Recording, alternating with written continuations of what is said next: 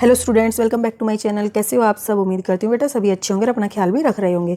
तो बेटा जो आज का हमारा आसन है जिसके बारे में हम जानेंगे कैसे परफॉर्म करना है, बेनिफिट्स, डूज, डोंट, लिमिटेशंस, तो वो है गोमुख आसन। ठीक है, तो चलिए स्टार्ट करते हैं। तो बेटा आसन का नाम है गोमुख आसन। तो इसको नाम सुन के भी आपको कुछ कुछ तो हिंट मिल ही गई होगी कि ये किससे रिलेटेड हो सकता है। तो गो मीन्स होता है बेटा काउ, ठीक है, और मुख मीन्स क्या होता है? माउथ, ठीक है, या फिर फेस बोल सकते हो।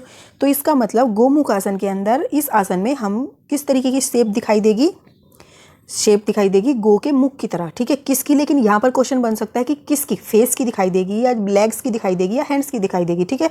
तो इन दिस आसन the position of legs look like the face of cow, ठीक है। तो इसमें बेटा जो काउ के फेस की तरह हमारे लेग्स की जो पोजीशन है वो दिखाई देगी, ठीक है, हैंड्स की नहीं। इस पर क्वेश्चन बन सकता है। इट इज कॉल्ड गोमुख आसन और इसीलिए इसका नाम गोमुख आसन पड़ गया, ठीक है। अब इसको परफॉर्म कैसे करते हैं? लेट अस परफॉर्म गोमुख आसन by following the steps given below, ठीक है। स्टार्टिंग पोजीशन क्या होगी बेटा? Sit in the long sitting posture. तो आपको पहले बैठ जाना है, ठीक है, जैसे मतलब कि पैरों को एक्सटेंड करके।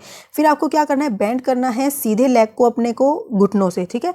घुटनों से उनको मोड़ने के बाद उसको क्या करना है? सीधे पैर पर लेकर आना है, सीधे पैर को लेकर आना है लेफ्ट साइड पर, यानी कि जो आपका ये सीधा पैर है आपने इसको मोड़ लिया, ठीक है। फिर आपको क्या करना है? लेफ्ट लेग को इस पर रख देना है, ठीक है, दूसरी साइड पे इस तरीके से फोल्ड करना है जैसे इसमें फोल्ड हुआ है, ठीक है।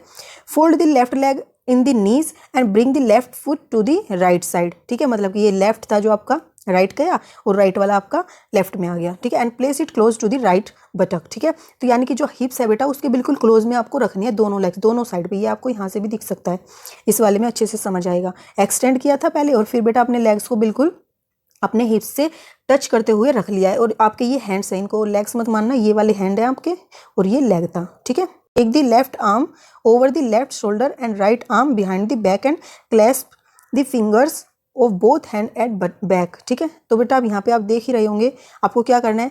अपने एक हैंड को ऊपर की तरफ लेकर जाना है, यानी कि लेफ्ट है, एक बार लेफ्ट लोगे एक बार राइट, और दूसरे को बैक में लेकर जाना और बैक से इस तरीके से आपको दोनों जो पाम है उनकी फिंगर से एक दूसरे को इस तरीके से पकड़ लेना है कि दोनों होल्ड कर रही है, दोनों एक दूसरे को सहारा दे रही हैं, ठीक है।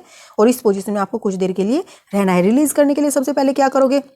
अपनी फिंगर्स को रिलीज करोगे, फिर अपनी जो आर्म्स है उनको साइड में लेकर आओगे बॉडी के, फिर अपने आप को क्या करना है? जो लेग है लेफ्ट लेग उसको रिलीज करके उसको एक्सटेंड करना है, फिर राइट लेग को रिलीज करके राइट को एक्सटेंड करके स्टार्टिंग पोजीशन में बैठ जाना है। और या फिर दूसरी अपनी बाजू के साथ और दूसरे अपने लेग के साथ इसको परफॉर्म कर सकते हो, ठीक है।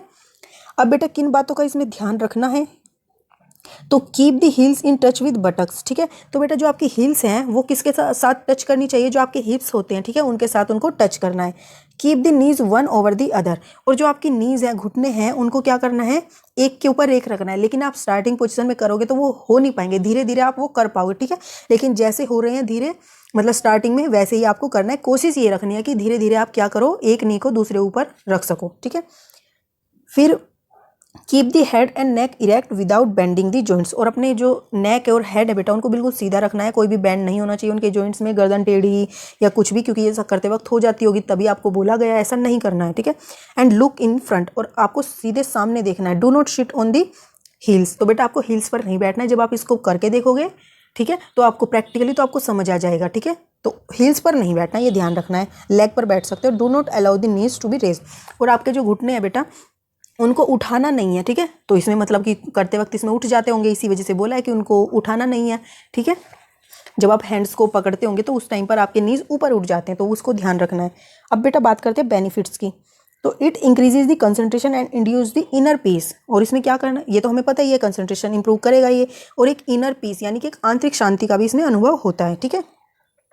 It is helpful in correcting postural deformities. और बेटा ये सेकंड पोस्चर ऐसा आया है अभी तक जो क्या करता है, हमारी पोस्चरल डिफॉर्मिटीज़ होती हैं उनको सही करता है। और यानी कि ड्रॉपिंग शोल्डर को भी हेल्प करता है, जैसे कि लटके हुए कंधे होते हैं उनको सीधा करने में, सही करने में अच्छा होता है। It is beneficial for improving the lung capacity. और बेटा ये हमारी जो लंग की कैपेसिटी यानी कि एयर को इनहेल करने की, तो उसमें भी हमारी हेल्प करता है, ठीक है। It is useful in arthritis. और बेटा ये इंपॉर्टेंट हो गया क्योंकि ये ऐसा फर्स्ट आया है अभी तक आसन जो क्या करता है, यूजफुल है अर्थराइटिस यानी कि जोड़ों के दर्द के लिए सही है ये, ठीक है। कौन सा? गोमुख आसन। इट रिलीज बैक एक, स्काइटिका, जनरल स्टिफनेस एंड शोल्डर और नेक। अभी तक आपने बेटा देखा होगा कि इन बीमारियों में हमें ये आसन नहीं करना चाहिए, इन बीमारियों में ये आसन नहीं करना चाहिए, वो आसन नहीं करना चाहिए। लेकिन पहला ऐसा आसन आया बेटा जो बीमारियां हैं उनको सही करने के लिए। जो स्काइटिका की प्रॉब्लम थी, अभी तक हमने यही पढ़ा है कि इस बीमारी में ये आसन नहीं करना, लेकिन अगर ये बीमारी है तो उसको ये आसन जरूर करना चाहिए, उनको हेल्प करेगा ये। या फिर कमर का दर्द है उसमें भी हेल्प करेगा, या स्टिफनेस है आपके कंधों में या गर्दन में अकड़ापन है तो आप ये करोगे तो हेल्प मिलेगी। ये इंपॉर्टेंट हो जाती है लाइन इस वजह से, ठीक है। अब बात करते हैं लिमिटेशन की। Those who are suffering from the bleeding piles, ठीक है। तो बेटा एक ये बीमारी होती है ब्लीडिंग पाइल्स की, ठीक है। तो अगर किसी को ये दिक्कत है तो उसको ये वाला परफॉर्म नहीं करना चाहिए, ठीक है। उम्मीद करती हूँ बेटा आपको इसके बारे में अच्छे से समझ आ गया होगा, ठीक है। तो नेक्स्ट वाला हम अपनी नेक्स्ट वीडियो में करेंगे। तो इस वीडियो में बेटा इतना ही, तब तक के लिए ऐसे ही हंसते रहिए, मुस्कुराते रहिए, पढ़ते रहिए और आगे बढ़ते रहिए। Thank you.